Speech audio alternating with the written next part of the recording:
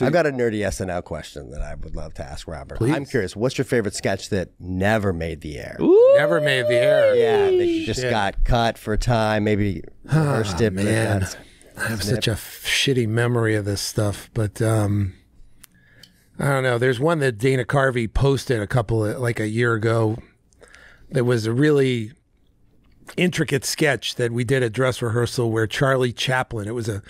He played Charlie Chaplin, and it was in the 80s. There was this documentary where they found all this lost footage of Chaplin, the master. Yes. Work, and let's watch Chaplin in between takes. And he was very bossy and control freaky, which I can relate to, but he was like really angry at people. But anyway, this was a sketch where, so I had like in every take, watch his mind at work. And so it starts out with like, he's nothing like Chaplin. He's dressed in a completely different way, and he's sitting at a table at a bar. And then John Lovitz comes out as like the waiter, and he's got all the fucking Chaplin shit on him. And then like take by take, you just see Charlie Chaplin steal from the His waiter. entire persona. Yes. And by the end, he's exactly his famous persona. Oh, that's fun. But it's never acknowledged that he's stealing. But he's walking like ridiculously. right. This is 7Bs, right, Sam? The Yeah. bar? And then, No. Yeah. Oh, maybe you're right. yeah. Anyway, The mustache. I've given away the premise, so it's not so much fun to watch. I found a skit. It took me 5 minutes to find this. It's one of my favorite skits. Oh, yeah? It was Sabra, Price is Right. I think it's been scrubbed from the internet. Oh, they're about to put it back. I know exactly why that happened. Why? It's because of the music rights. We used a song by Donna Summer that costs too much. So they're putting Should we not in. play this? You can play it because Are we gonna get? We're going to tank. No. It's on the internet. Okay. Hey, Tommy.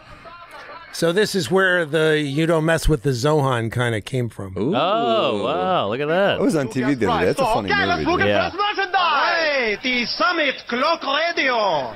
Clock Radio from Summit is good. Okay. He's now, good. Who can tell me the correct price for the clock radio? You. I'll guess $25. What you mean? What you mean 25? What is Summit Clock Radio? It's very good merchandise. Okay, we'll sell $35. Oh, $35, I don't believe it. All right, someone else. You. Brilliant. It doesn't seem like, what's it worth, really? Well, it's worth over 200. I sell it for less, you see? Okay, 75. Oh, this is an insult. Okay, you. So it's more than $75. Yes, and look, at least $150. And how about $80? All right. $80. Good. Nice clock radio, and you give a check to my wife backstage. What's that? Who's your favorite host to write for? Tom Hanks, actually. Oh, really? He's just the greatest guy. It's like it's such a boring answer because it's Tom Hanks and everybody loves him, but he actually helped save my career because like my first week. Really? Well, I started there and the first 5 weeks I got one sketch on with Madonna, actually, the very first show I did. And then like I had 4 weeks in a row of nothing. I guess I was writing too weird stuff and pre-taped things, and Lorne Michaels wasn't into it. Then Tom Hanks came on, and he was, I just thought he could do a really good Seinfeld. So I wrote a sketch with 3 comedians who are all kind of Seinfeld ripoffs. I've seen this. Yeah, and they all talk the same way. What's the deal with that? And they're just having a conversation backstage. No, then Damon Wayans is in it. Yes, Damon Wayans and John Lovitz and Tom Hanks. Yes. And it kept me from being fired, I think. Really? I'm pretty sure, because it was the hit of that night.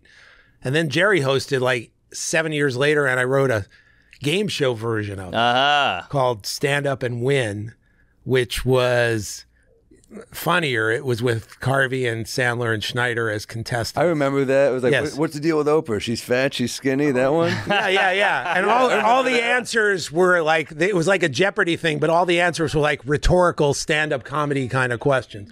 Oh, no, go before the Gilligan's Island one. That's too... There's like a... Contestants, thanks for making it. Are you ready to play? Yes, I'm ready to play. Okay, hands on.